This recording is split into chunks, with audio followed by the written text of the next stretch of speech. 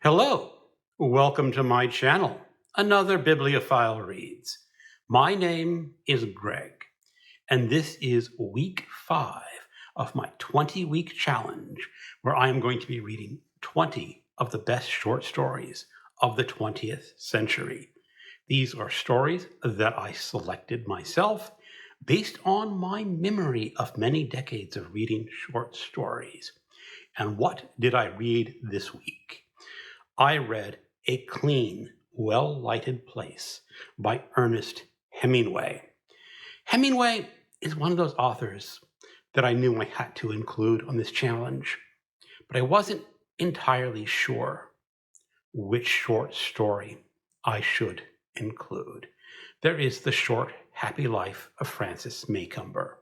There is Soldier's Home. There is Hills Like White Elephants. And then there's all these Nick Adams stories.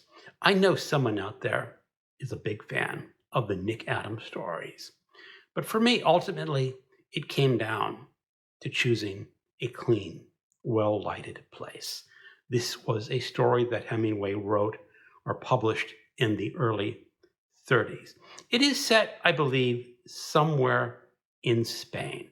It is not specifically mentioned, but there's a little bit of Spanish here and there. So that's why I think it is Spain. And it is very late at night. It is around 2:30 in the morning in a pleasant cafe. There is an old man, about 80 years old, who's drinking alone. He is a very well-known customer. He sometimes gets a little too drunk and forgets to pay his bill. So the two waiters are watching him to make sure that he pays. And there's a young waiter who wants to get home to his wife. There's an older waiter who thinks, what this country needs, this area needs, is a place that is open, that is late at night, that is pleasant, that is clean, that is well lighted, because people just want to go and drink, like this very old man who sits there reminiscing and staring out into nothing. The waiters are discussing this old man. Apparently, he tried to commit suicide not too long ago. He tried to hang himself, but his niece cut him down. The old man apparently has lots of money, so to the two waiters, there's no reason to kill himself. But yes, there maybe is, because the man has nothing. They talk about a wife. He used to have a wife. She's not around anymore.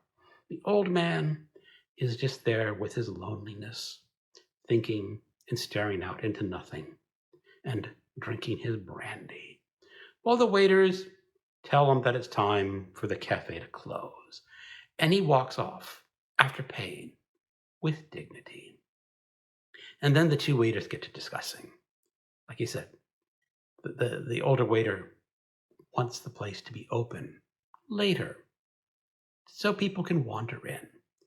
And the younger one wants to go home. Well, at the end, yes, the younger waiter goes off home. And then it's time for the older waiter to shut down the cafe in earnest. And let me just read this paragraph. Turning off the electric light, he continued the conversation with himself. That was whether a cafe should be open or not.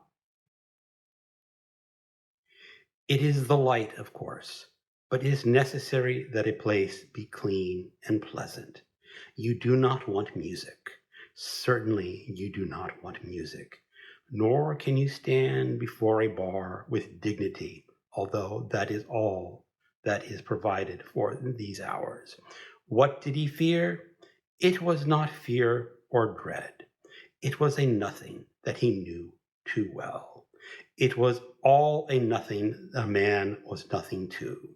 It was only that, and light was all that it needed, and a certain cleanliness and order.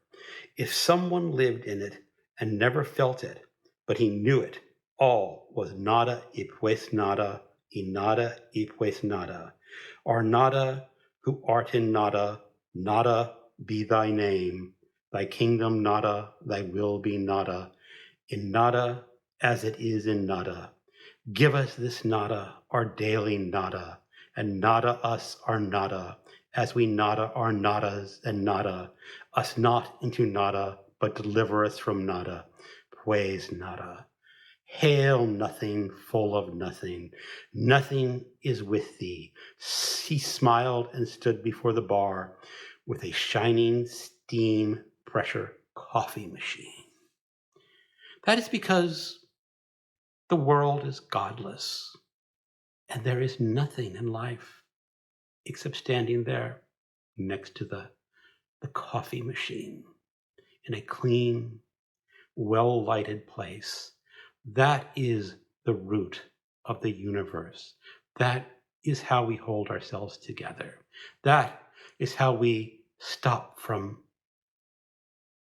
coming in under despair, to kill ourselves because our wives are gone and we are old and we have nothing left. When we have something that is real, and real is that pleasant cafe late at night that is clean and well lighted. With such a cafe, you can endure. Because when the older waiter goes home, he knows he's not going to sleep.